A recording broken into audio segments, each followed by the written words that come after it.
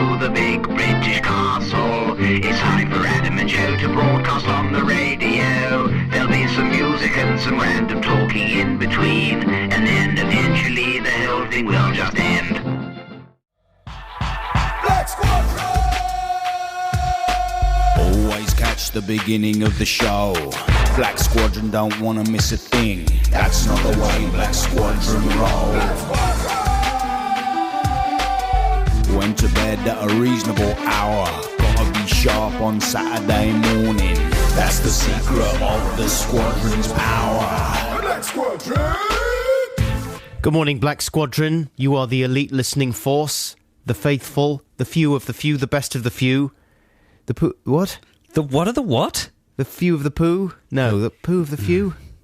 Black Squadron are the elite listening squad that listen to this show live between 9am and 9:30am every morning. If you're in another country listening live, you're Globe Squadron. There are various other squadron subsets that can be researched. Yeah. Rupert Everett, are you talking about? He was in another country and he might be listening live. Nice. Yeah, exactly. Roops, what do you think of his new face? Has he got a new face? Yeah, he's had his face done. He's had it totally reconstructed. Especially for he made a documentary about Lord Byron. Oh, yes. And he'd had a new face done for it. Because that's a Byronic thing to removed. do. Yes. Byron was obsessed with being young. Yeah. Was he? I think so. He was a dandy, wasn't he? Probably. He was vain. He looks very young and handsome now. Does he? He doesn't look like a freaky kind of plastic man. Yes, he does. Very young and handsome. That's what usually happens when people have surgery on their face. I just had a Crank 2 flashback. What's that? It's a film, Crank 2. I watched it last night. You had a little flashback. I had a flashback. It's traumatised me. Oh. A woman gets shot in her plastic bosoms. Right. They're pushing out the boat. That was 15 minutes in. Thinking of great new things to show people. That visual just flashed back into my head. You loved Crank 1 as well, didn't you? I did love Crank 1. You recommended that so strongly that I took it home one Christmas when we had loads of people staying with us. Christmas with Crank. Christmas Crank. I got some Christmas Crank. And so there was an evening, and it was an exciting evening. I said, come on, then, let's watch a film. This is a good one. Everyone's like, what have you got? Oh, it's a good one. It's been recommended to me by guests Joe. Round. Yeah. This is a really good... Joe says this is amazing. Stuck it on, projected it on the wall and everything. Got everyone to sit round, handed out snackerals. Crank! Here comes Crank! And we struggled right and you the way had the through best Crank. evening you've ever had. It was pretty muted. Crank! Gradually, people started to drift away to bed. I'm going to go.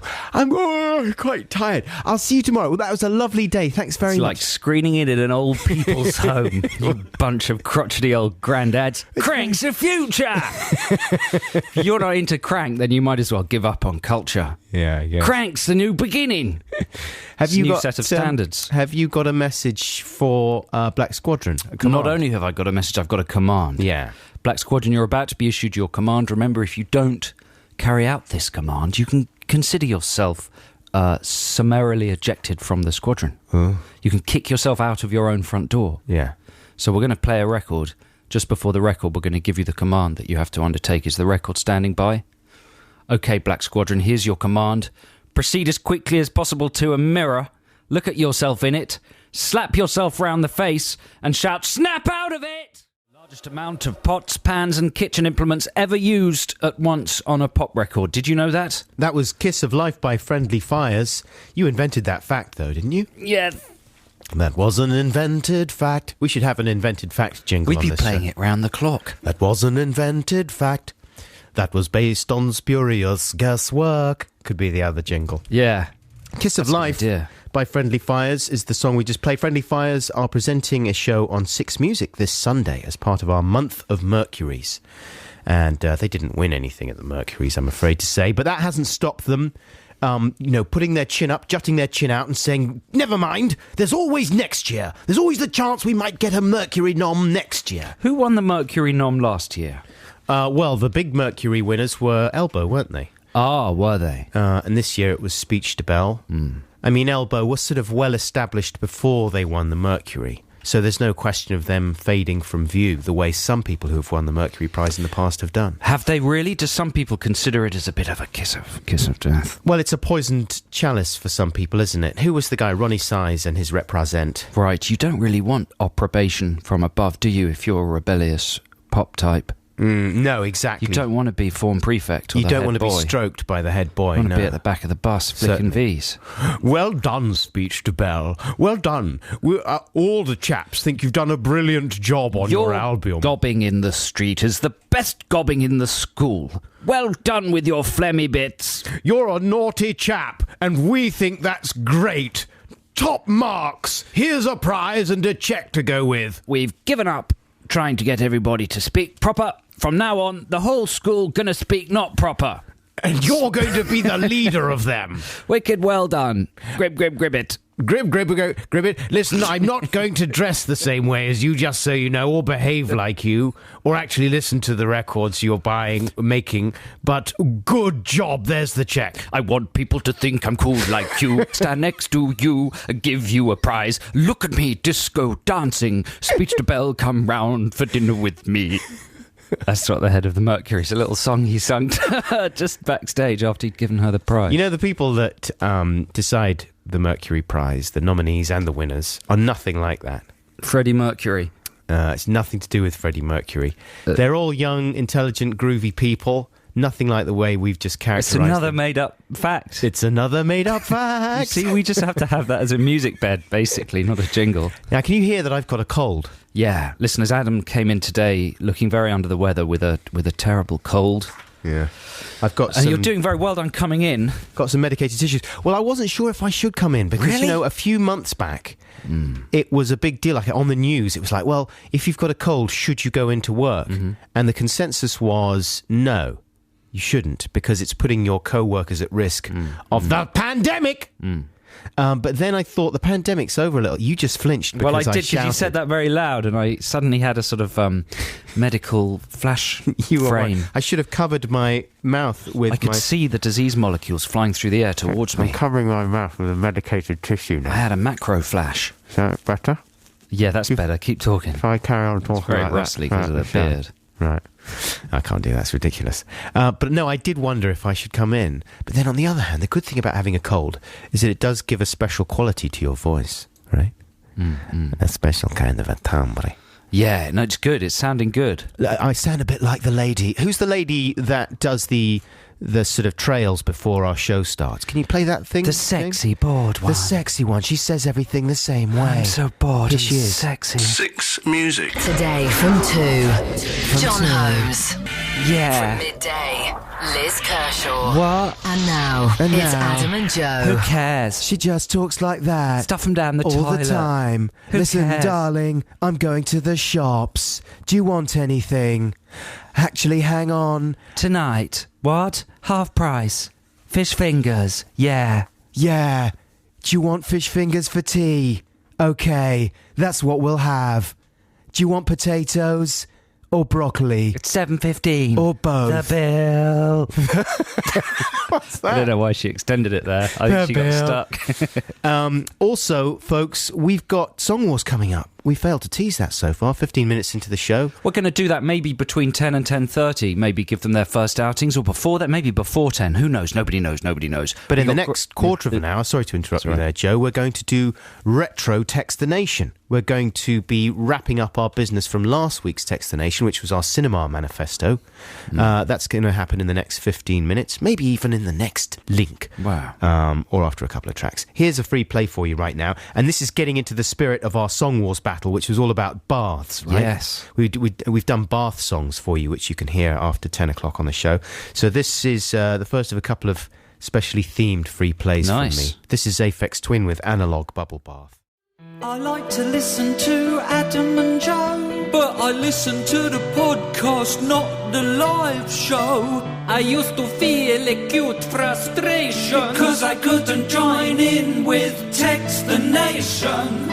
But now my troubles have disappeared, because Retro Text the Nation's here. And now my letter might be read out, instead of thrown in the trash and forgotten about. Yes, listeners, it's time for Retro Text the Nation, and if you don't listen to this show in podcast form, then this will be a new kind of feature for you, and the idea is to kind of settle business with last week's Text the Nation subject. It's an opportunity for podcast listeners to contribute to the programme, you see, because if the show is live and then they listen to the show during the week, then they can't contribute to Text the Nation, right? But with Retro Text the Nation, they can, because they get one more chance, right? The following weekend. Or listen again, listeners. Or listen You again. don't want to make any kind of... Actually, I do. Well, you didn't know what I was going to say. You don't want to make any kind of... And now you've said you do. I do. What if I was going to say you don't want to make any kind of small fascist state that you command over and rule with a hideously violent regime of oppression? That's exactly what What I do you want to do. Whereabouts? I want to construct it up near where I live. Up near where you live. In a tent. Don't put it all the way up near where you live. You know, because I've got no Just never truck get it out again. with the Listen Again listeners. I want to fight all of them. What? I want to fight. I mean, there's only 50 of them. I can take all of them on. There's no more than 50 of them. 55. 1,000. There. There's probably hundreds and thousands. I'm not scared of them. They're hundreds and thousands. I'm supposed to be impressed by them and the fact they can listen to something on the iPlayer without it sticking every 2 seconds. I'm supposed to be impressed by that? Well, I'm not. You're going to regret that. You've alienated a massive tranche of listeners. I thought you were going to say I've alienated Tron. You've alienated a massive tron. I've alienated Tron. That would be awful. Listen, Anyway. we should get on with this because the news is coming up and we'll run out of time. Yes. But last week's Text the Nation subject was contributions to a cinema manifesto, 10 points, which will improve the enjoyability of cinemas around the country. Improving the experience of going to the cinema. Okay, so we've got 13 candidate points. You've got to tell us, Adam, which one of these are going to make it onto the manifesto. All right. This is from Gary Chamberlain. He says, and this was a good one, cinemas should have headphone sockets in the seats. I like it. We're going for that. That's going on the manifesto. I Yes. really like that one. Tick. Tom in Loughborough says, when the film is on, the cinema should be engulfed in utter darkness. The only light in the room should be from the projector. Absolutely. So he wants exit signs got rid of, any kind of distracting points of light. You can have little glowy exit signs. No. Tom says no. No health and No safety. other light apart from the projector. Fair enough. Yes? Yeah, I like it. People might get hurt, but I it's a don't small mind. price to pay. For enjoyment. Paul in Maidenhead, all popcorn should be crushed and chewed so that when eaten, it does not disrupt the film. Yeah, we we- discussed this in detail. We did, like, whether you want spotty teenagers feeding you food like a bird. Pre-masticated popcorn.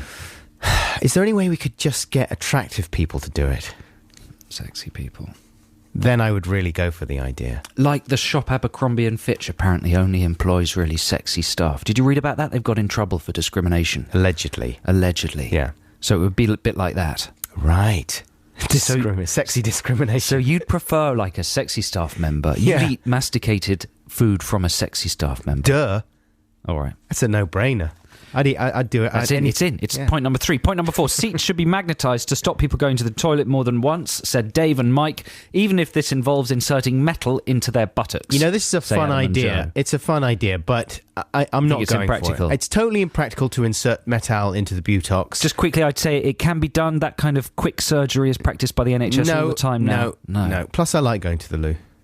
All right. People must clap and cheer when the film certificate is shown at the beginning of the film to show their excitement. That's a kind of retro thing that people used to do in the past. They've stopped doing. We're going to force people to. Yes. Yeah. Cinema Passport, you receive a stamp every time you see a film so you can show off about the films you've seen. What do you think? You don't like that? I'm not so sure about that. That's a one. bit I don't like possible. passports at all in general. It's going out. Cinemas should provide armrests for each seat to avoid elbow jostling. Yeah. I'm worried. I think we're going to crash the news. We got 2 minutes. Coats on seats are acceptable, but those seats should be paid for. There isn't a name after this. This came in from a very opinionated listener who we suspected might be A cinema manager of a cinema. who wants Yeah. to make some extra money. No, that's not on it. Coming off. Well, this means you've rejected 3, so we've got to have all the rest. Seats should be assigned in height order, so tall people always sit at the back. That's from Robin. It doesn't have to be a Heisman 10-point plan, though, does from it? Church. Yes, Okay. from Church Crookham. So that has to go in. Yeah. David Des Moines from Iowa in the USA says no advertisements or previews before the movie starts. The movie will start at the stated time, not 15 minutes later after the previews and advertisements. What? What's he saying there? Is he banning trailers? Are you all right? Yeah, I'm just looking at his message and thinking about it with my mind. I don't know. We don't, we don't know what he's saying. Hey, here is someone called Tron. Tron Halstvet, formerly of Glasgow, now in Kuwait, says there should be a brief signal to identify that this is the last big important scene. This will help with confusing /crap films and also gives you an appropriate bladder release countdown. Oh, this is confusing, isn't it? I think he's talking about a sort of klaxon going off when an important scene happens, so you can pay attention. Yeah. Would you have that klaxon go off? No, I think that... Listen, should we go to the news and come back to this? No, there's no way we're coming back to this. Are you insane? That's great. Thanks very much for all your suggestions. That's the end of our plan. It doesn't have to be a 10-point plan. It's a brilliant cinema manifesto, and we appreciate all your help. Listen, with that. we'll tidy this up and stick it on the blog in Tidied Up Form. We've got to it's stand too early down in the morning. Black Squadron, and then we'll go straight into So much the business. news at 9:30 here on BBC Six Music. Black Squadron! Stand down, your work is done. You've earned yourself a nice warm bath and maybe a nice little bun. I was just saying while that was playing, there's a lot of longeurs in that song. I mean, that's a brilliant classic song, Roxy Music, Love is the Drug, right? But still, there's like long sections that if I was the editor in there, if I was producing that, I'd just say, listen, no one's going to mind if we just nip that bit out. What, bits when he's not singing? When he's going, oh! Yeah, I mean, are you applying your Song Wars mind to that? Because you couldn't really get away with that in the Song Wars, could you? No, absolutely. You'd have to think, I'm going to lose him. If I spend 16 bars just going, But that's the difference between a real song and our songs. In real songs, you can get away with that kind of thing. Yeah. In our songs, you think, well, I got to be imparting some sort of information. But this is what I'm saying. Points. Even Brian Ferry is not allowed that level of indulgence. Oh, come along. That's rubbish, isn't it? Yeah, it's rubbish. He can OO us He whenever, can do whatever he wherever wants. he wants. In a lounge suit. Yeah. Yeah, I don't know what I'm saying. I thought it sounded lovely and it was integral to the structure of the song. Listen, I absolutely love the song. I'm not bringing it... Actually, I am bringing it down, aren't I? Supergrass, not Supergrass, but Hot Rats do a cover of that track on their forthcoming... Or are you saying they do it better? Do they cut out the Well... If they don't, then you haven't got a leg to stand on. No, I don't, do I? That wouldn't be the first time, though. No. I'm more or less hobbling around without a leg to Your stand peg leg on. buckles. Peg leg buckles. Here comes peg leg buckles. I got no leg to stand on. Yeah, he's only got one leg to stand. This film's going on too long. If he's ever trying to make a point, you just kick the peg leg away and he falls over. Oh! This film, it's supposed to be the best film ever made. I don't think so. I would have cut out the middle bit. Why? I don't know. I haven't got a leg to stand on. Kick the leg. So listen, how did you get on with your Song Wars this week? Well, I did it. I mean, the thing about Song Wars is that it's not so much the actual man hours that go into the song as the psychological pressure. Don't you find? Psychological pain, yeah. Yeah, it squats on your psyche the whole week. The When competition. did you complete yours? Last night at midnight. Really? Yeah. If you're a new listener to the show, we make these Song Wars songs during the week. We decide on the theme, well, in last week's show, so we've had exactly a week. And, we've both got jobs. Yeah. Yeah, this is just a hobby, really. We've both got jobs. One of us has even got a family. Yeah. So it's very hard to get the songwriting in. Yeah. But we managed it, right? How about you? Well, I finished mine at about 10 last night. Confident? I said, I basically decreed that I would watch Crank 2. Oh, right. I will watch Crank 2. But no, I'm not confident at all. Are you not? No. Not just saying that. I'm not just saying it. I think, put it this way, if my song didn't exist within the context of Song Wars, there's no way its existence would be justified at all. Right. Do you know what I mean? There's Do you no think it's reason actually it would exist. Do you think it's actually negatively occupying space? Possibly, yes. Do you think it actually its existence is utterly is offensive? Yeah. And wasteful. Yeah.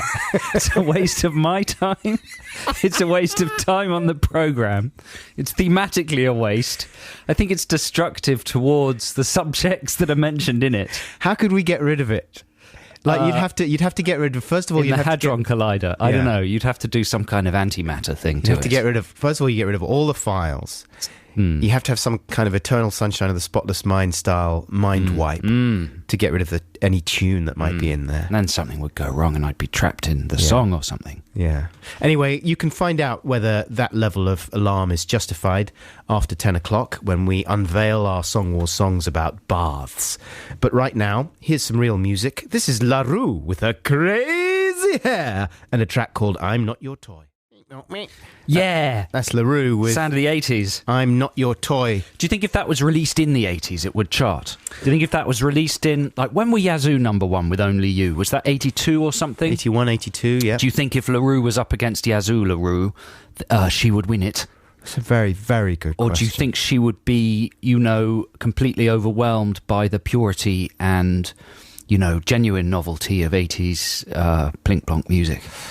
Certainly, it's a more complicated sound. Yes or no? More complex sound. Yes or no? Answer me! Yes. Yes, she would what? What? Yes or no? It wasn't really a yes or no question. I don't know. You're feeling very weak.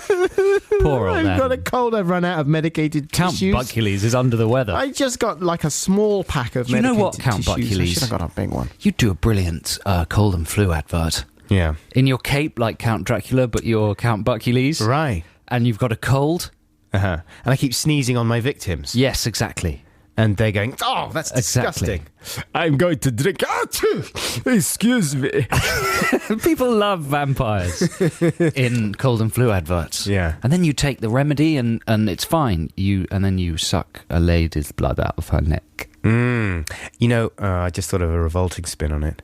You could have a vampire that sucks snot out of people's noses. Like you have to do for babies, right? That's revolting. Well, hang on a second. Well, you've discussed this before. You don't have to suck.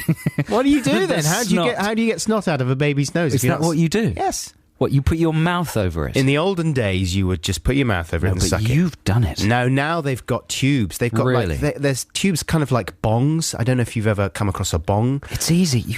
Do you not know how to do that? You just blow up the bottom. The baby's bottom. You blow up and it the baby's fires out bottom and it fires out. Don't Everyone do knows that. Listen, there might be some really thick parents listening and they try it. And then Come on, there aren't any thick parents in Britain. No, that's true, especially not listening to this show. But no, you don't obviously blow up the baby's bottom, but you do have to suck out the snot somehow, sometimes. But you can get special tubes, medicated tubes that kind of convey the snot to a central... I was going to say, otherwise that would explain your illnesses. Yeah, non-stop diet of baby snot. That's a charming thought, isn't it? But I was thinking, we got into this because the vampire could maybe do something similar. Yes, that's a good idea. Yeah. That's a good idea. We'll jot that down on the ideas list. It is a very good idea. Pop it in the idea bank. Yeah. What now? Oh, is it Boggins? Yeah. Oh, Boggins, the Adam and Joe dogs come bounding into the studio, full of vim and vigour. Here, Boggins. Oh, Boggins. It's all right if I lick your face. I don't understand what Boggins is saying because he's a dog. He said, I don't know why I've gone Australian, but he says things that sound a little bit like human speech, but you really can't understand it. He's going to say something again. Sausages. I bought some sausages. I don't know what he's saying. I've eaten a rat. He's lost it. I found a bird. Say something that sounds like words, Boggins. I ate a bird and then I rolled in poo. I'm sweet. No, nothing. So Boggins is a little bit stinky. I ate a bird. Can I lick your face? I wonder if that's mud. Pat me, I love you. I'm going to bite your legs. It's a shame he can't talk, otherwise he could tell us whether it was mud. Is that mud, Boggins? Part mud, part poo. Just sniff a bit of it. Oh dear. It's been on there for a while. Smells like mud and poo. Can I lick your face and legs? I'm going to bite your hand. Ow! Boggins. Sorry, it's just playful, being playful. Just playing. All right, come on, Boggins, out. Okay. Out, Boggins. Have you got a... Get out! Out, Boggins. Oh, Boggins. Prefab sprout. Have you got prefab sprout? Oh, Boggins. Is that all right? Do you mind that? Oh. Do you like that? Boggins. Go on, play some prefab sprout. Here's some prefab sprout. That was the Kinks with Victoria. This is Adam and Joe on BBC Six Music. Count Buckules, listeners, has quite a bad cold today. How are you feeling? I feel okay, like I'm over the worst. I'm over the aches and pains, right? But now I'm just in the snotty phase. Snotty phase. Snotty phase and coughing as well. Someone's gone out for some special tissues. Yeah, because I only for got him. a small pack of medicated tissues. I want a big pack. Listen, I was in HMV this week. The popular high street music store. Other high street music stores are available. But not for long. And they just... what, you think it's going to close? It's all going to close. It's all going to close. Well, in an attempt to keep it open, they had shipped in hundreds of new Beatles box sets. Oh, yeah, right. They came in during the week. And what they tend to do on Oxford Street in HMV is they pile them up just inside the doors. Uh-huh. So you get this sort of weird cluster. I think I might have walked past the morning they were released. And you get a weird kind of cluster of hardcore Beatles fans. Yeah. Older gentlemen, all gathering round the Beatles box set, sort of picking them up, Touching, turning them smelling around, examining them, deciding whether they can afford Licking them. Exactly. Yeah. Similar thing happened when they brought out the massive Neil Young box. Yes, well... Lots of Neil Young people came out of the woodwork and, yeah, they were sniffing around them. Sure they were. A lot of people just lived inside them for a while. But the Beatles have basically seized the zeitgeist last week, didn't they? BBC put lots of Beatles programmes out, and they tried to get us all to pay attention to the release of their box set. And I was watching one of the shopping channels. They were selling them on the shopping channels as well. And there was a woman really going hell for leather about how essential these purchases were. You know? Yeah. Because what is it? The first time they've been digitally remastered or something? It can't be the first time. What is it? What's new about them? I think so. Apparently it's the first time that they have gone back and cleaned up the masters. So Right. they've got rid of all, a few little glitches here and there, and they've basically done a whole new pristine digital reprogramming job on them. Well, she spends about 20 minutes convincing me that I need to buy the remastered Beatles box set. Right. And then she does a switcheroo. The camera pans to the right. And she's got specially new released mono versions of all the albums as well. And she's going, now, if you've already got them digitally remastered, you will be amazed by the quality. But of course, it's not how they were originally intended to be heard. These are the original mono recordings, exactly as Lennon and McCartney intended you to hear them. So she does another 20 minutes about having to have the mono ones. Also, it's not how they intended you to hear them. That's what she said. Right.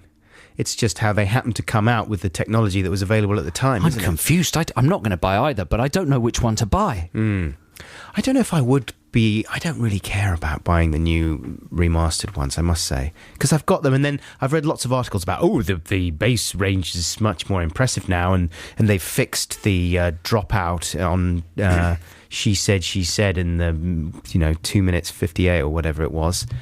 I don't think that's true. There'll be a lot of Beatles fans going, there's no dropout at 2 minutes 58, and she said.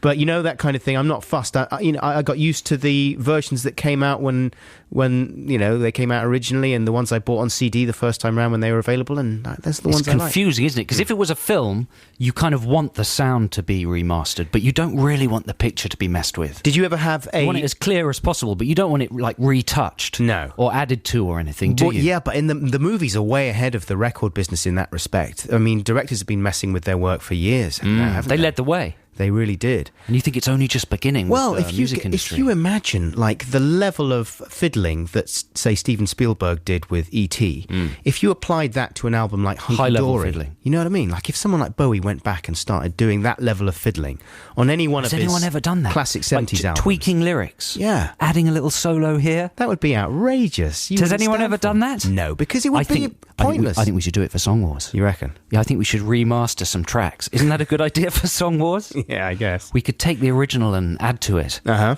Yeah? Now, all right, let's do that next. Okay. But we're going to unveil what we did do for this week's Song Wars in about 10 minutes or so here on BBC Six Music. But before that, here's Empire of the Sun, mate. Oh, great, mate. You know what? I love this one. I love this because he just gets on a groove, right? Absolutely. He gets on a groove and he just surfs the groove. I love surfing. I love surfing, don't you? I was born to surf. This is called Walking on a Dream, and that's what it's about.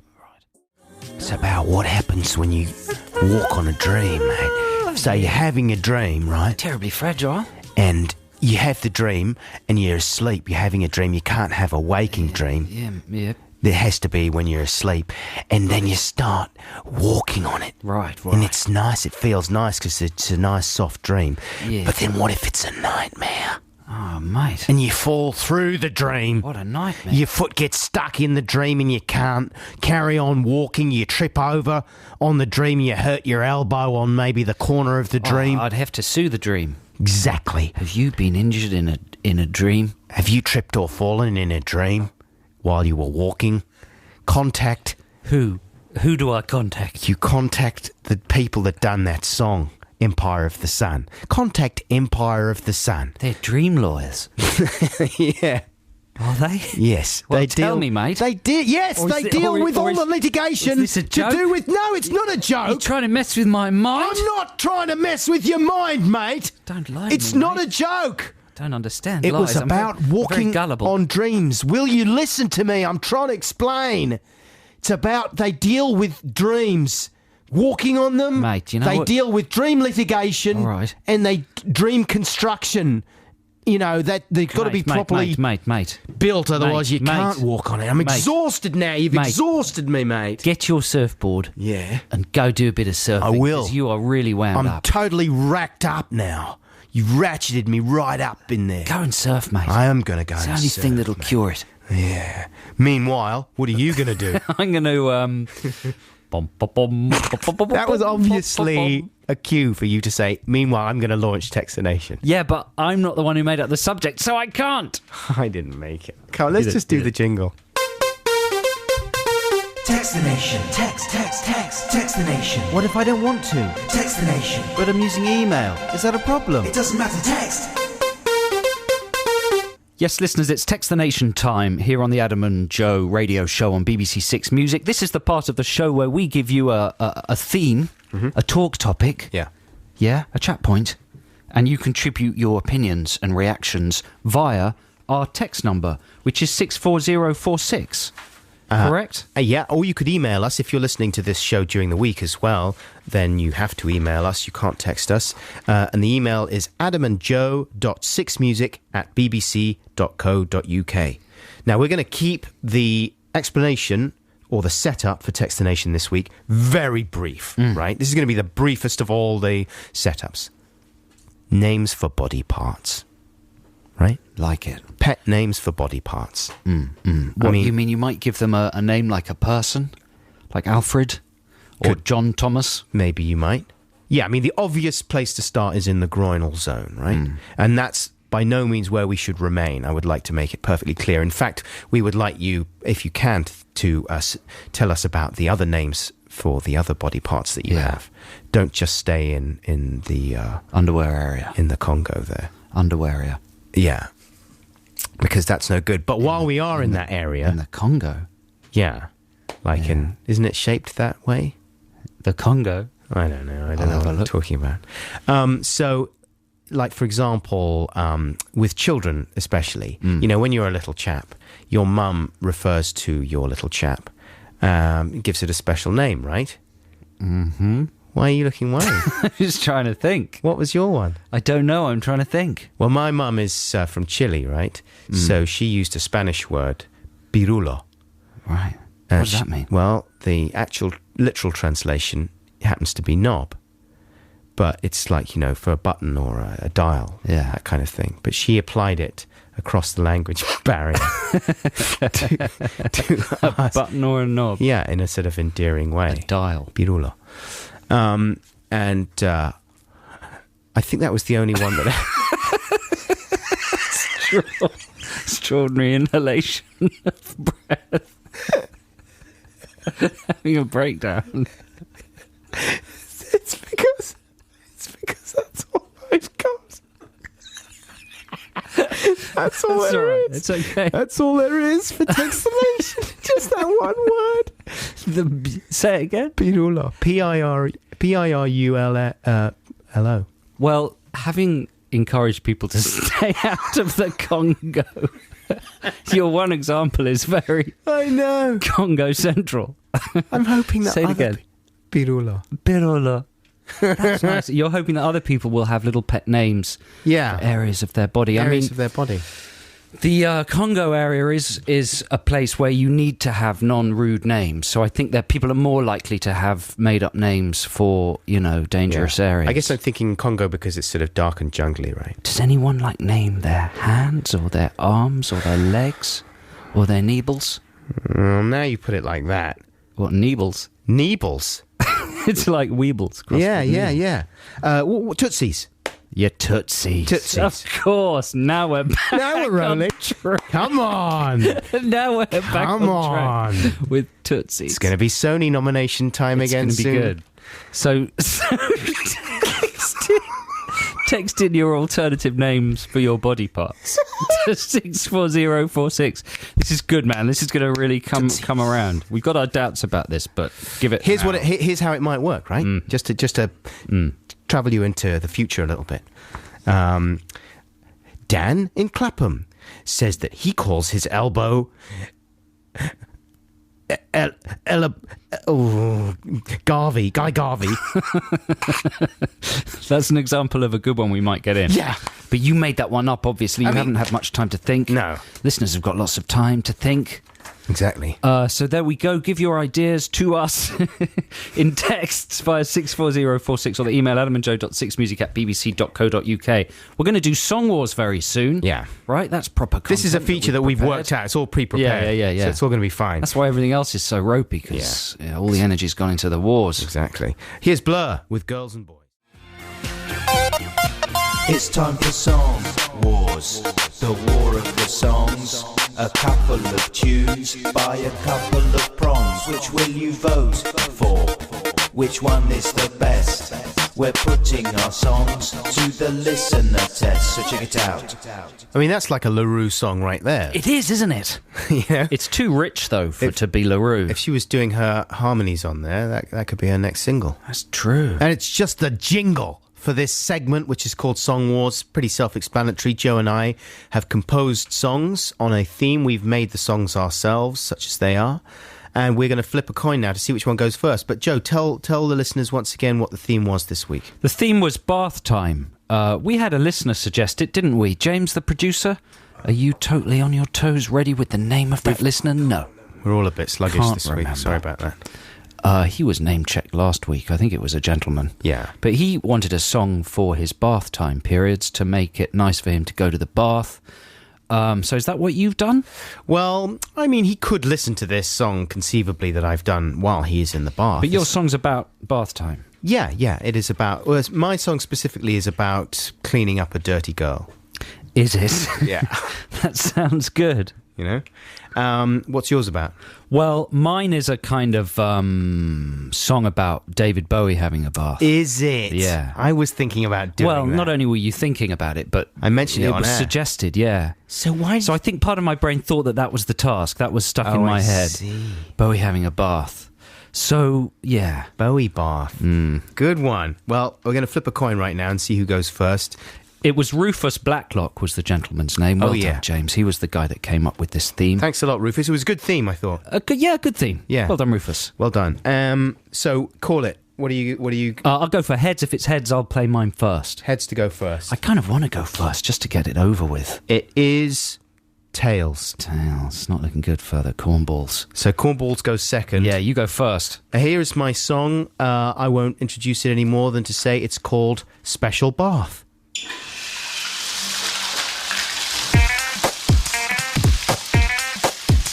Oh girl, you're so dirty. I love your mucky mind, but your body's also filthy, which I weren't so pleased to find. You're so fit, but what's up with your personal hygiene? That's why you haven't had a boyfriend since you were 13. You have the matted hair of an Australian backpacker, and in your pants last night I found some cheese and a cracker. You say you don't like bathing cause you're frightened of the water, but it's getting crazy, girl. You know I really think you ought to come round to my place tonight. We'll have a special bath.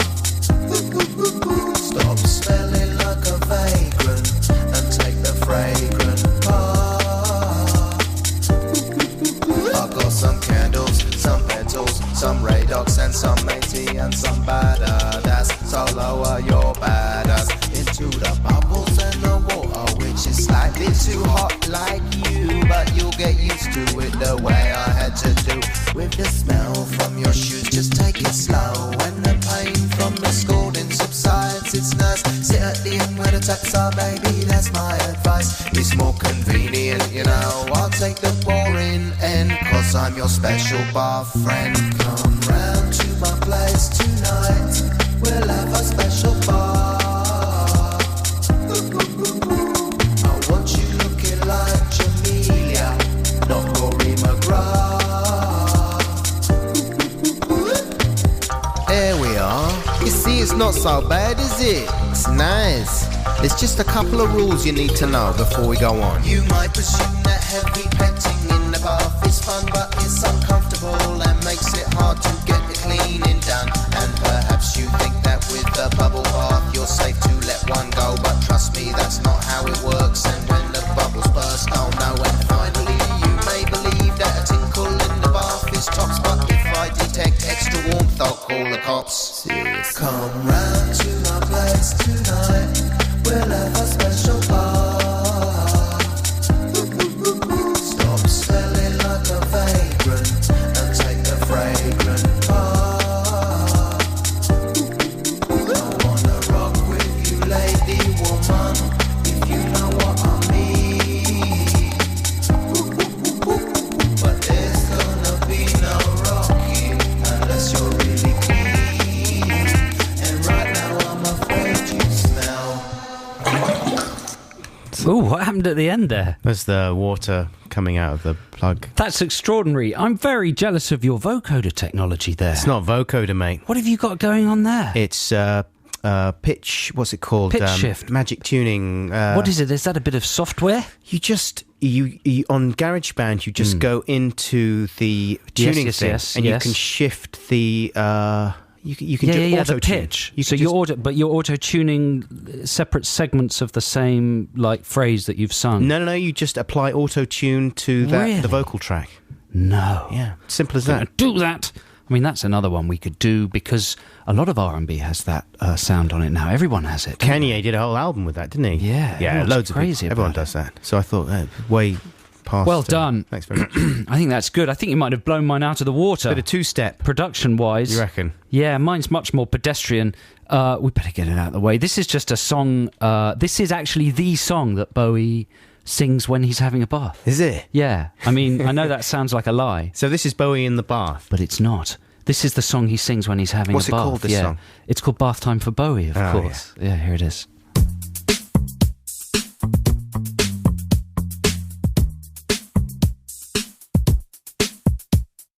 Crazy days, rushed off my feet. Tonight I deserve a special treat. I know a place I can be alone. A private palace of enamel and chrome. A sacred space where taps are spun. And man and water live as one. Of scented oils and shampoo. A place that's just beside the loo. Splish, splosh, tonight's gonna be Bowie bath night. Splosh, splish, Bowie is having a bath. As I get in, the waters rise, engulf my dangly bits and thighs. The scalding heat, a knife that cuts. This can't be healthy for my nuts. I pour a little bubble bath. I froth it up and sing and laugh. And then the special business starts. The scrubbing of the Bowie parts. If you want to take a bath, then please take my advice. Be sure you don't drop off to sleep, cause it's so warm and nice. Don't sit there staring into space, just fiddling with your winky. Don't forget the water's getting gradually more stinky. Splish, splosh, I'm polishing up my glass spider. Splosh, splish, I'm soaping my serious moon. Splosh, splish, it's time to get out of the bathtub. Wash, wash, my fingers are starting to prune. There we go. That's Song Wars for this week, listeners. What's your one called? A special bath. It's Special Bath versus Bath Time for Bowie. and you email your vote, I think, adamandjoe.6music@bbc.co.uk. It's only email votes, isn't it now, James? So if you're listening via Listen Again or the podcast, you can vote as well, and we'll announce the winner on next week's show. You had some good pet names for parts there. Serious Moon. Well, there's a lot to choose from when it comes to Bowie. Glass Spider. I was trying to rein that kind of lazy innuendo in. What? Unsuccessfully. You think you're working on Newsnight or something? This is BBC Six Music, and it's the Adam and Joe programme. Here's some music for you now, listeners. This is Mumford & Sons with Little Lion Man. He said a bad word. He did say a bad word, and he didn't do a radio version of it. I think they should, I think, like in Creep. To say a nicer one. Yeah, in Creep they substitute the F-bomb for, what is it that he says? You're so very special, instead of saying the F word. You think they should put a non-scary word in? I think it's just politeness to do so. You can't just leave it blank, I mean, that's just ridiculous. People might imagine a worse word if you leave it blank. Exactly. That would be awful. What's worse than the F-bomb, though? I'll tell you during the next record, during exciting. the news. We were just speculating as well about the fact that if you go on our blog, you will see an amazing compilation that someone has done of all the moments where we talk about Bowie, because we are relatively Bowie obsessed, I suppose. Although I suppose we're not like the maddest Bowie fans in the world. We're not mental, right? We just really like him. And the thing is that we would genuinely love to meet the guy, and we've gone on about it on this show for sort of comedic value. But someone's gone back through the archives and taken all the bits of us ranting nonsense about Bowie and put them together into one kind of YouTube thing, and James has put that on our blog, which is at bbc.co.uk/blogs/Adam and Joe. And it's completely insane, and he'd be insane to come anywhere near us. If he heard it, he would immediately apply for a restraining order. Not to say that the work that the person has done who's put it together isn't very good. No, it's a fantastic editing job. But yes, I mean, if I was Bowie, I would just I would think, well, there you go. I have to deal with a lot of these kinds of people, but I'm not going to go on their radio program. There's no way I'm going on their program. There's no way I'm going on that. Listen to the way they talk about me. It's absolutely disrespectful. They think I'm a joke. It's totally disrespectful. I've made some of the most influential music of the last 200 years. And these two buffoons are talking about me as if I'm some kind of sideshow freak. These two biffins. These two absolute biffins. They're a couple of biffins. The tall biffin. He's done a song about me in the bath that's absolutely ludicrous. It's absolutely ludicrous. I don't call my parts my Serious Moon. If we carry on like this, there's no way he's ever going to come anywhere. We were thinking that he might chat to us off air because he'd know we'd have to be normal. I don't think he even would do that. I think he would move. He would move into the corner of the room. How about this? Because it's obviously stupid for him to have any sort of live engagement with us on air because we can't be trusted. I mean, I don't trust us, so he shouldn't. So what about an email questionnaire? Mm-hmm. Yes. Written question. At a safe distance. What if we write a series of questions that the listeners could help us formulate them? Yeah. Say five questions, 5 key Bowie questions. This is okay. It's at a safe distance. I don't mind taking part in this. And we could just have an epistolary relationship. Yeah, that would do. That would work. Word? Yeah, it is. Epistolic. Listen, folks, you're listening to Adam and Joe here on BBC Six Music. It's just gone 10:30 and it's time for the news. That's Prince, the Purple Ponce, with the ballad of Dorothy Parker. That's from the Sign of the Times album. That was a free play for you listeners, which I chose because it's kind of bath-related, isn't it? I mean, yeah. Took another bubble bath with my pants on. All the fight and stop. I mean, it's a strange song. I don't know what is going on there. It's a very elaborate seduction technique, isn't it? I don't know. I'd have to have had listened to the lyrics properly. Yeah, it's a wonderful song, though. Hope you enjoyed it. And we will probably be playing our Song Wars songs once again towards the end of the show. In about an hour's time. In about an hour. So if you missed them, you'll get another chance to hear them then. But right now, we're in the midst of Textination. Maybe the best Textination we've ever done. So let's have the jingle. Textination. Textination. What if I don't want to? Textination. But I'm using email. Is that a problem? It doesn't matter. Text. So, Adam, remind us of the subject for Text the Nation this week.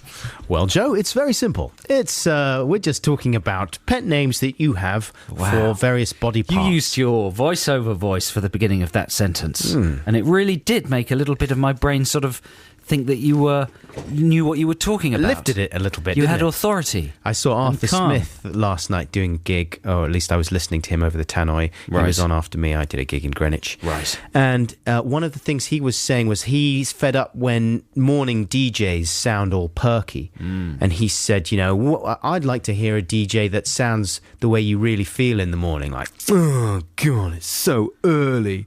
I'm so depressed. It's so, you know, but you don't want that, do you? You want people to G you up. Well, if you want that, you listen to Vanessa Feltz or John Gaunt or one of those furious early morning ranty DJs. Right. Feltz isn't furious, but you know one of the ones that gets you wound up. Yeah. About spurious things they've read in the paper that are probably inaccurate in the first place. But it's, you know, part of a DJ's job is to lift the mood a little bit, I think, don't you think? Well, you did it very well. Yeah. So, Text the Nation this week, listeners, is all about fun names that you give your body parts. Nicknames for, you know, not just your winkle zones. There's a nickname right there. But other parts of your body as well. Give us your ideas. You can text them or email them to us right now. Adam and Joe .6music@bbc.co.uk is the email, or the text is 64046. Joe, you've got a few suggestions from our listeners that have come in there, haven't you? Read them.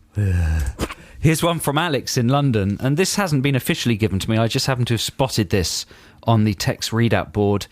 And, you know, I'm going in with a slightly edgy one just to get this out of the way. Alex says, my genital, singular, has come to be known as the sadness.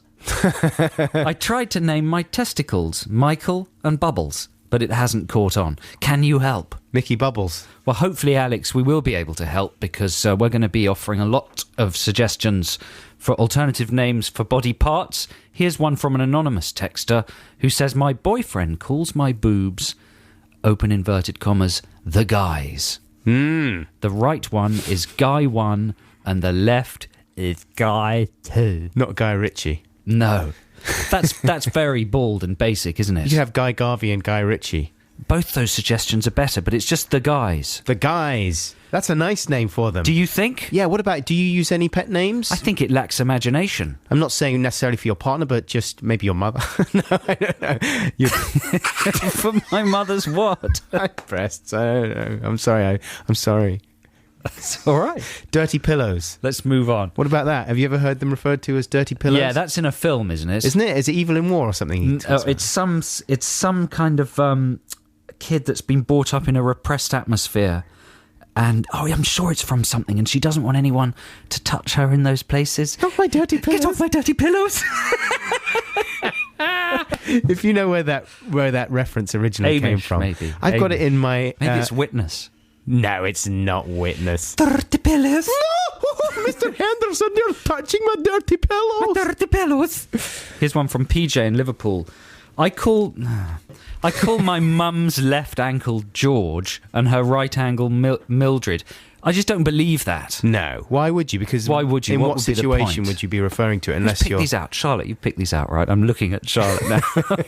All right. Here's the next one. This is from Lucy in Stoke Newington. Good morning, Adam and Joe. My boyfriend calls his bits his Vera and Duckworths. He. Vera Duckworths. Here's another one. Big Jim at work in Wymondham. Wyndham. No, it's not spelt like that. Yeah, but sometimes things are spelt in a different way to the pronunciation. It's the fourth one down. Wymondham. Yeah, Wyndham. That's in Norfolk. That's very near. Yeah, that's near to where I live. In Wymondham. He says, a few mates and myself, this is good, all have double chins, but we all refer to them as giblet chins. Ah, yes. Not sure why, but we do. Yeah, there you go. Well, in Ally McBeal, they referred to that bit under the jaw as the wattle, didn't they? The wattle. That might be the actual name. Uh-huh.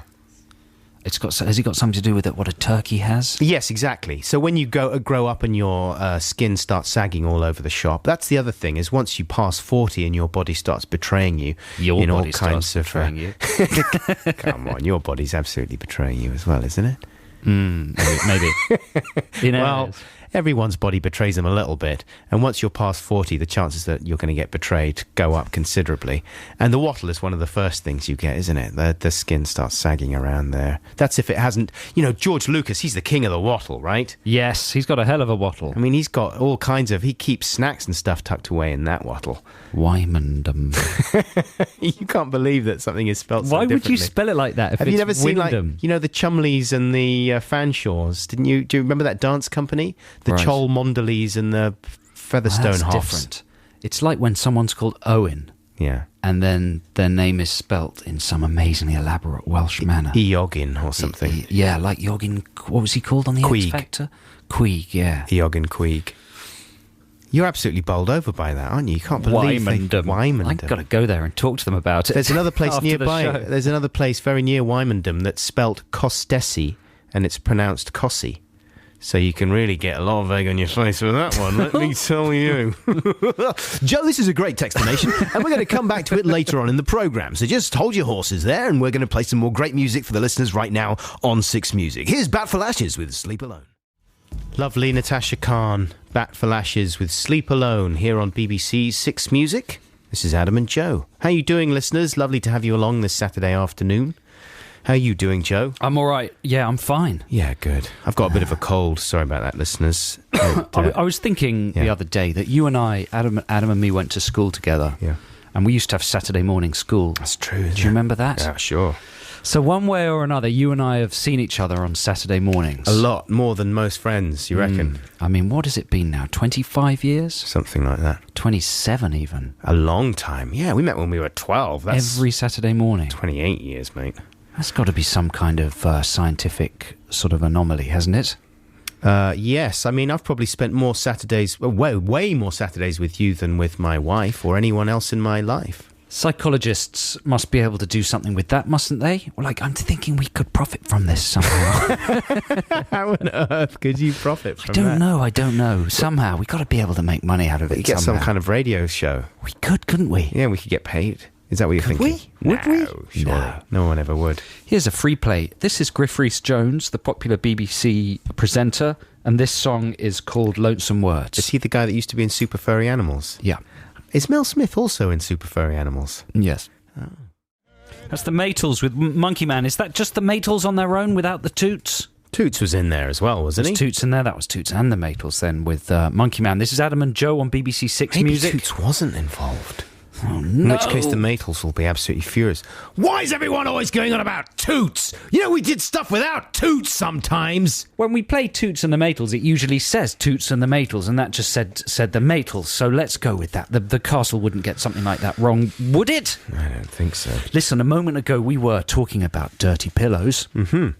And we were wondering what film that came from. And millions of people texted in saying it's, of course, from Carrie.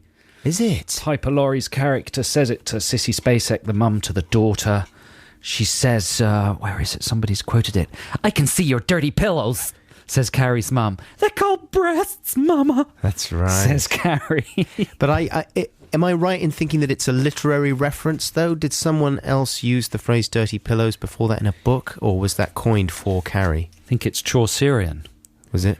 It sounds like the work of Chaucer. Pillows. Your dirty pillows. Now, Joe, did you see on Channel 4 this week, on Thursday, Alone in the Wild? No, but I saw the trailers and it looked like it was going to be very heavy. It was a remarkable Blair Witch documentary. Project. Yeah.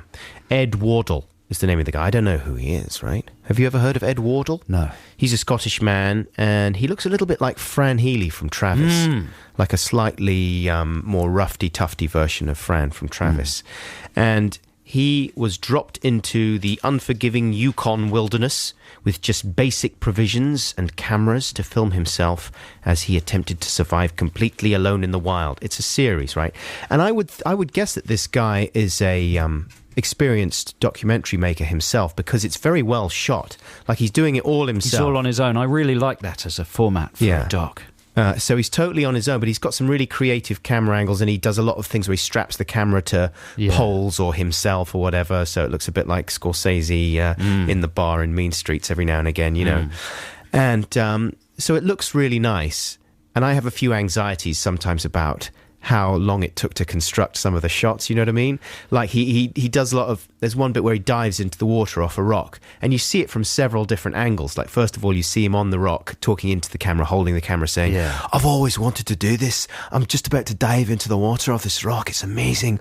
Oh, it's going to be so wonderful. And then you see a wide shot from somewhere else of him diving in. So you think, right, so he's gone all the way around the lake. He's gone all the way around the lake. He would have had to set up that shot, walk all the way back, dive in, come out, walk all the way back round. Or did he dive in and swim across and put the camera there? Right, maybe. In which case that wouldn't be his first dive. But I always feel as if I'm being slightly lied to. I mean, I know that's just the language of documentary. I'm not supposed to think about it. But I want to see him, like he's got to do a shot. I want to see the shot of him walking over to the camera and repositioning it, you know, and saying, I've just got to reposition the camera now for the shot of me diving into the lake, which I've always wanted to do. You know, all that. Surely it's full. It must be full of I mean, that could drive you mad, isn't it? Full of moments like that? Yeah, I mean, it would be impractical. It would get in the way of your enjoyment of the narrative, maybe.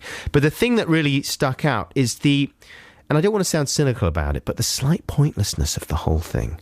Like, it is interesting. It is certainly interesting seeing this guy out in the wilderness and stuff.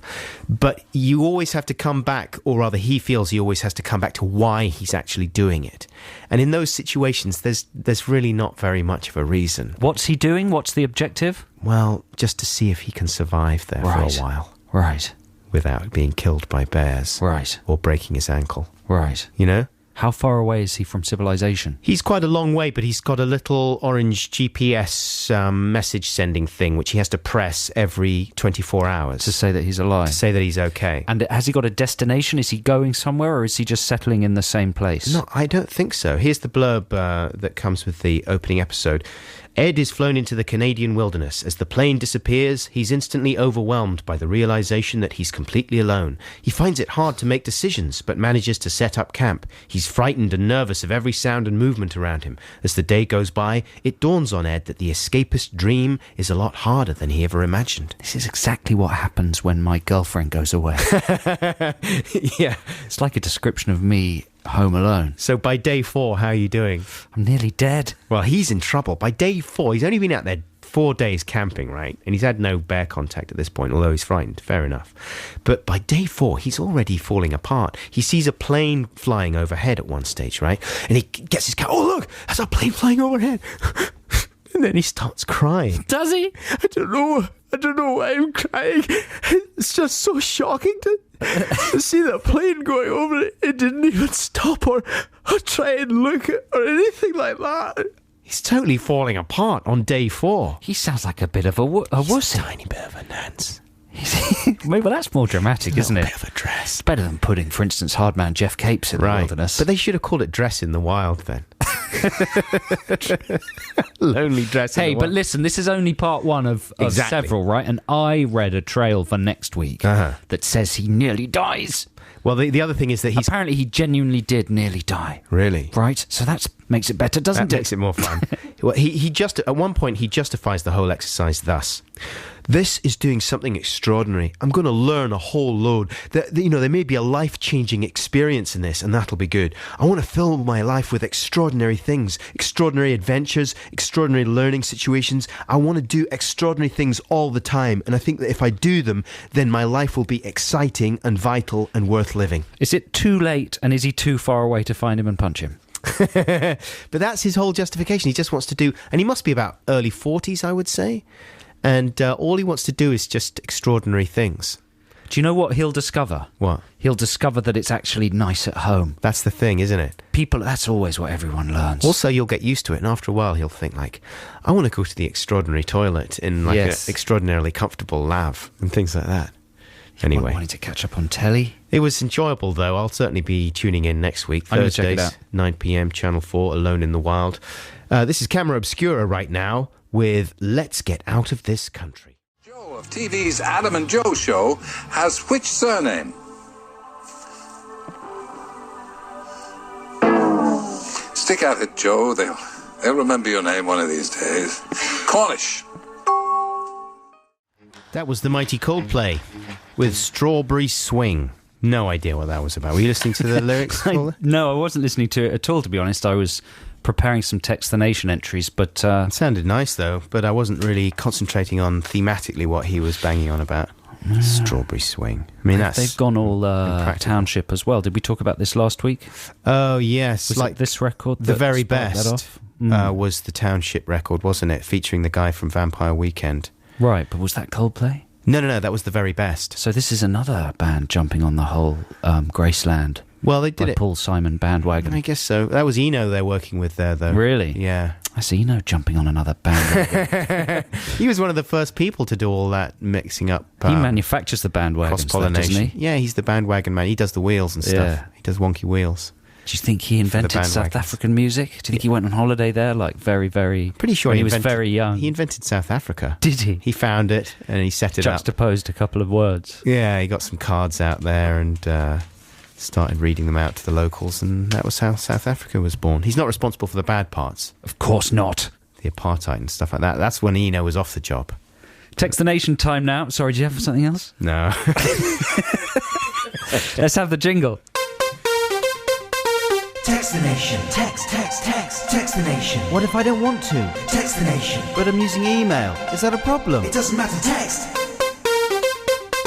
So Text the Nation this week, listeners, is all about alternative names for parts of your bodies, pet names.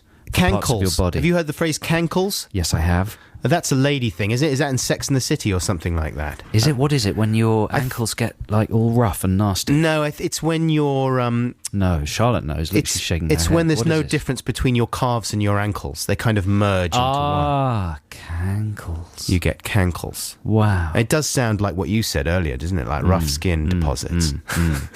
Here's one that's come in from Robin in Brighton. My breastfeeding children call my wife's left breast the big milk and the other one that one. They were very particular about which one was required. Wow. I've never heard of that before. Like special loyalty to a left or right breast. I don't want that one. Not that one. Give me the big milk. The big milk. It's like some tawdry Channel 4 early morning programme. That's right. Here's one from Dave. Dave says, Adam and Joe, I call my girlfriend's nipples the Pointer Sisters for obvious reasons, as they stick out like a couple of chapel hat pegs. Chapel hat I don't know, pegs. that's what he said. A couple chapel hat pegs. And that's on a warm day. What's a chapel hat peg? That's what he's written. I'm just reading it's out a what hat he's peg written. in a chapel. Right. Yeah.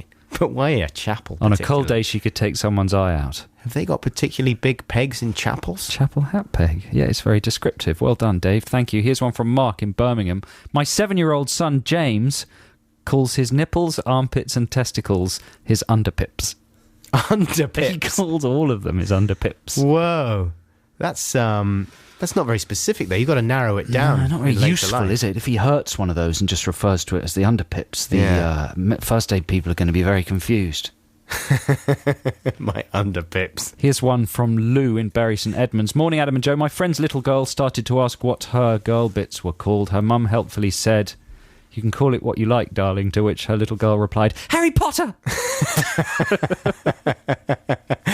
Yeah, that's a good one. It'll be good for later in life as well. Woo-woo. That's what the Americans call them sometimes, isn't it? Tweeter? Yeah. My wife's joined-up toes are called the Websters. The Websters. Says Nick from Bristol. Lee in Essex says, I used to call my man parts a dingle. This was, in my mind, the official name for it, so imagine my amazement one day when my gran took me to Bournemouth and there was a department store called Dingles. I still remember my amazement and bewilderment. Wow, imagine the selection. Imagine the selection in that dingles. they would have there. Well, dongle is the other word that I always get confused about. Like when someone started referring to the little bit of stuff that you plug into a computer as a dongle, I was like, you what? Oh yeah, you need a dongle for this. I was like, what?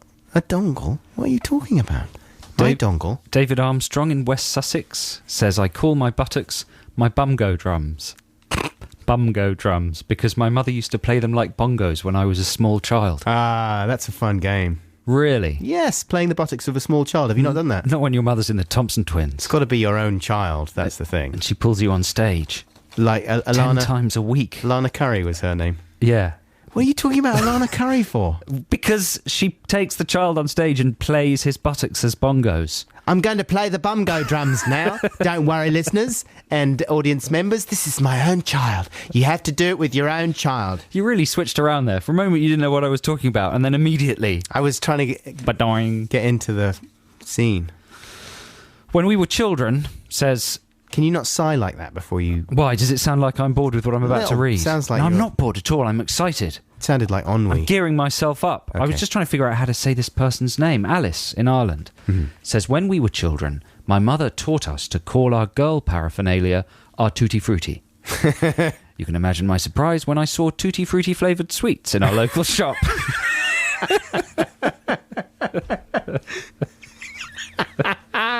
Let's leave it there. She probably never got into those sweets, even though they are absolutely delicious. Here's a free choice for you now, listeners. This is from Neil Young's album On the Beach, and it's called Walk On.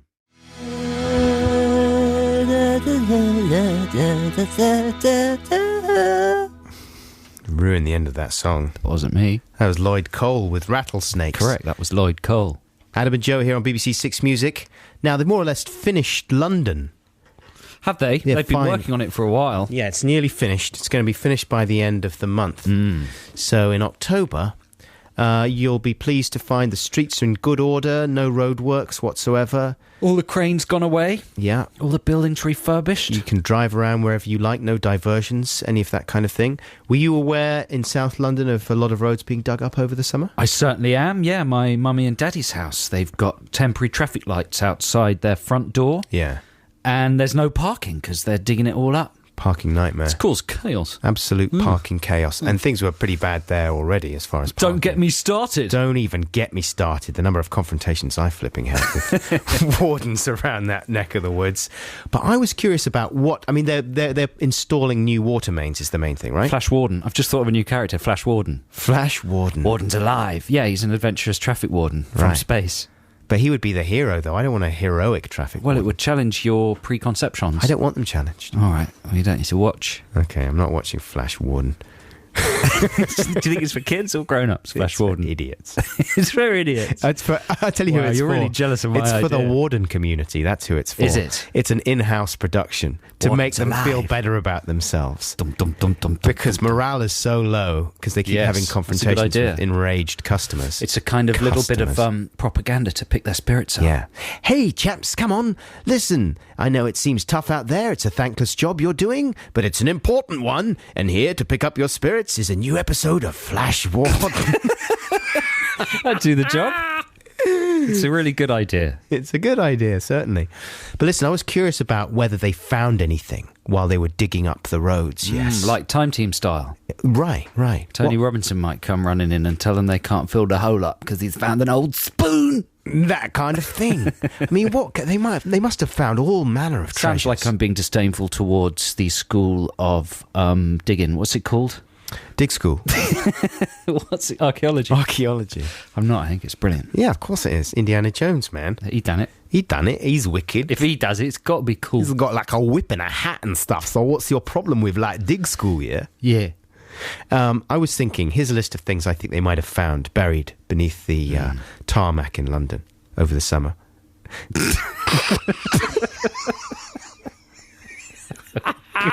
You know this is going to be like a...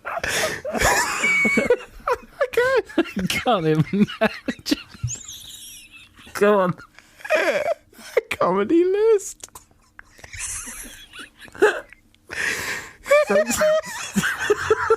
Say the first one. A pyramid. Because they haven't been around for so long. Pyramid. Say another one.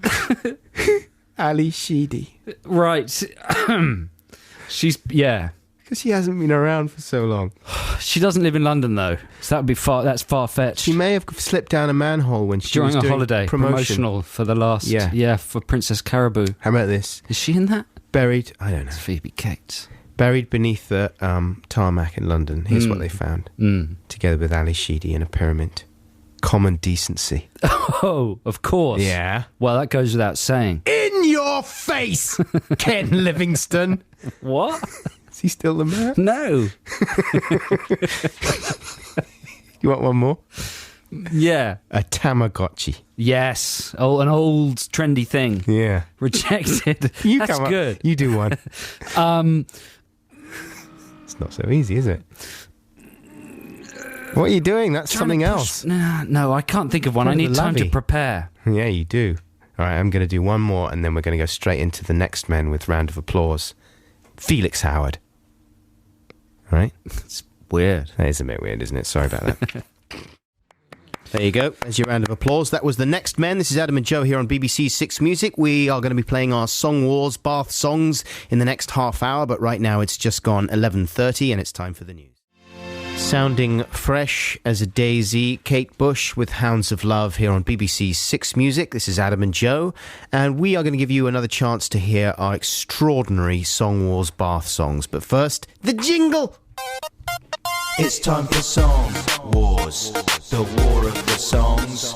A couple of tunes by a couple of prongs. Which will you vote for? Which one is the best? We're putting our songs to the listener test, so check it out. Yes, I'm going to play my song first, because we played them in the other order before, so we're going to swap them around. Do you anticipate, and I'm not saying this in any kind of prejudicial way, do you anticipate anyone giving you a hard time about, like, the Flight of the Conchords doing Bowie's in space and then you doing Bowie's in the bath? Possibly. I mean, we've been given a hard time about being similar to Flight of the Conchords before. Similar but worse, yeah. Yeah. I've done a lot of Bowie-esque 80s songs. That's what I think might be my downfall. Right. I've done a lot of songs using that kind of voice. It's a fun voice. Starting lines like that. It's very satisfying to do. Well, so have I. I mean, I've done loads of songs like this, you know, because it's a fun, especially when you got a cold, it's nice to talk like that as well. Yeah. I mean, that's why I was excited about your vocoder action, because I thought, wow, he's got a new vocal sound at this stage in the game. That's right. That's quite an achievement. Well, you'll hear that soon, but first, here's Joe's. This is the song that Bowie sings, David Bowie sings when he's having a bath. Here it is. It's called Bowie Bath Time.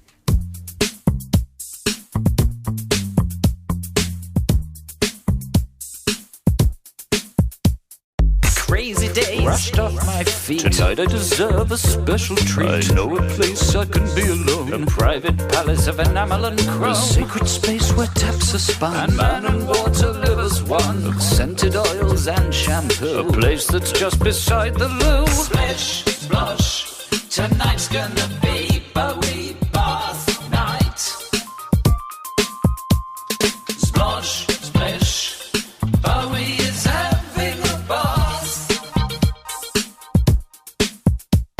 As I get in, the waters rise, engulf my dangly bits and thighs. The scalding heat, knife that cuts. This can't be healthy for my nuts. I pour a little bubble bath. I froth it up and sing and laugh. And then the special business starts. The scrubbing of the Bowie parts. If you want to take a bath, then please take my advice. Be sure you don't drop off to sleep, 'cause it's so warm and nice. Don't sit there staring into space, just fiddling with your winky. Don't forget the water's getting gradually more stinky. Splish, splosh, I'm polishing up my glass spider. Splosh, splish, I'm soaping my serious moon. Splosh, splish, it's time to get out of the bathtub. Wash, wash, my fingers are starting to prune. Oh, just eating a banana during that, and I just got a rotten bit in it. Oh, I'm sorry about that. I didn't think bananas could go rotten. Well, they get brown, but that's the nice. I thought they got more delicious. Yeah, that's the sugary stuff there. This one's turned. Has it? Never really tasted that before. I'm sorry. That's horrible. Do you know Bowie's just had a real spider named after him? Really? Yeah, a genuine spider, a German spider specialist told the Observer newspaper. He named a new species after Bowie. Pete Yeager, who's found 200 new species of arachnids in a decade, says he's named it Heteropoda David Bowie. That's a bit like the Mercury Music Prize, isn't it? That guy just wants to associate himself with David Bowie. And get a bit of a story Bit going. of a boost. It's like the Mercury people just want to associate themselves with the latest rapper. That's right, innit? Yeah, we've taught them a boost. lesson, haven't we? We certainly have. Ha ha. But listen, that was song number 1. That was called Bowie Bath Time. That's Joe's song. You can vote for that. adamandjoe.6music@bbc.co.uk is the email. Or you may prefer to vote for the following song. This is Special Bath.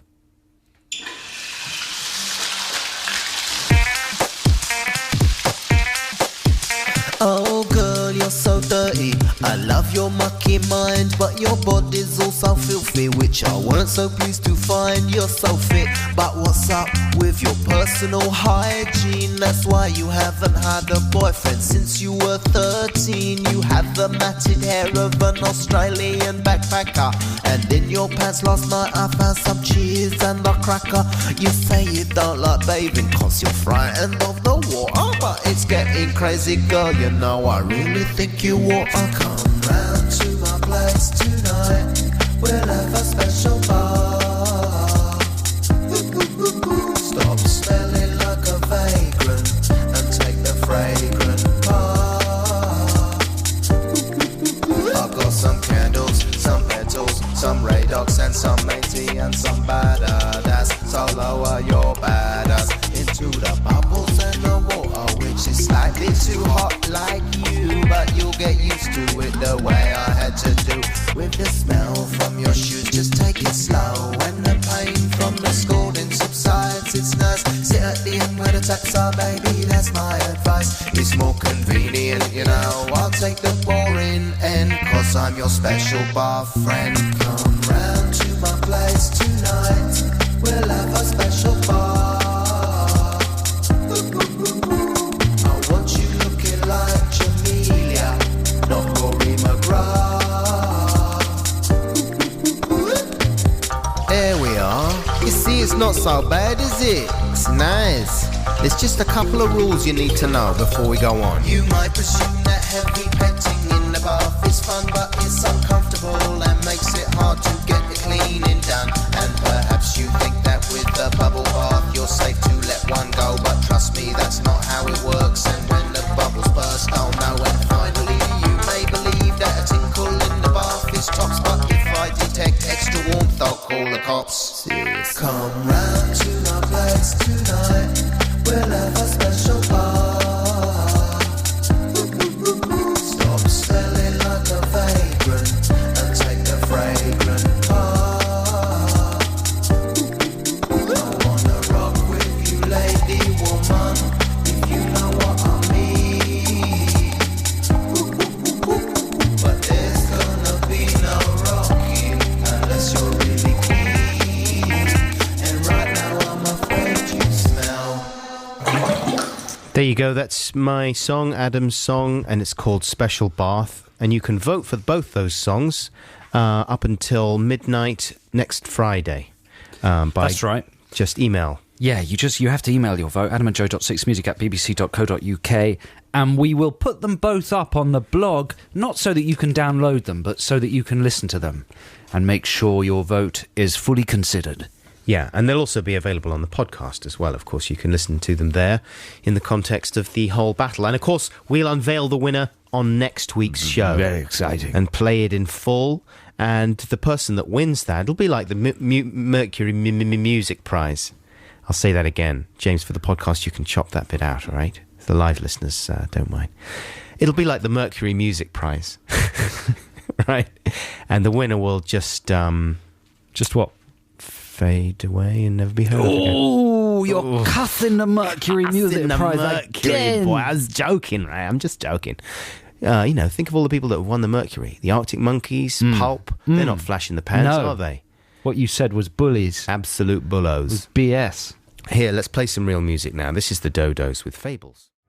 Very nice. That's the Dodos with Fables. Adam and Joe here on BBC 6 Music. So what's the last album you bought in a shop, Joe? Can you remember? Wow, that's a good question. I bought the Prefab Sprout reissue thing, the Let's Save the World with Music, but I bought that as a download. Oh, did you? Trying to think of the last... Physical purchase. I can't remember the last time I did it, I don't think. Flippin' heck, Tucker. It's probably quite an old one. Yeah. Probably a reissue. I sort of backed up my Prince back catalogue recently. Because that's the best thing when you find those classic albums for like £3 or £4. Yes, that's true. Or a whole, like you can buy the whole of Tribe Called Quest's output for about £15. Every single album. And they're amazing albums. Yeah. I know, it's ridiculous. You suddenly find Bowie albums and stuff for £3 or whatever, all piled up there. And that's the other thing, is that when the reissues come out and the new digital masters and stuff, the unmastered ones go really cheap. Yeah. That's true. And often that's all you need, really. It's those ones. You've got a little free play for the listeners right now. Yeah, good question, though. Thanks very much. Yeah. It was Kept a great things little... bubbling on. Just talking... Over. So what I was thinking, like, start talking about music, right? Because it's like a music show. Yeah, We're just about to introduce your free play. Yeah, it all connects. So I start talking about music. What's the last album you bought? That's brilliant. Right? Then we just get chatting about, like, shops. And it all ties into... And then it peters out. You know, and then it sort of peters out. Peters out. Embarrassing. Because neither of us have really got anything to say. Peters out. Can't remember It's rubbish. Can't remember what it was that we bought. It was good. Didn't really tie into all the things I was hoping it might tie into, like the death of the music industry and high street shopping in general. None of that really happened. Instead, it just sort of fizzled. Here's a free play. This is the... now, how did we agree that we're going to pronounce it? The Chilites. The Chilites. Like highlights. Yeah. This is a message. Even though you say that they're called the Chilites because they're from Chicago. But I think if you're from Chicago, you say, I'm from Chi-Town. Right. Yeah. Usher says that. Does he? You've got to be careful the way you say that. This is a message for Broken Britain. For its shattered streets. Is it? For the terrible class divisions. For the shattered streets. That exists with the Britain. pyramids buried beneath. Yeah. This is called We Are Neighbours.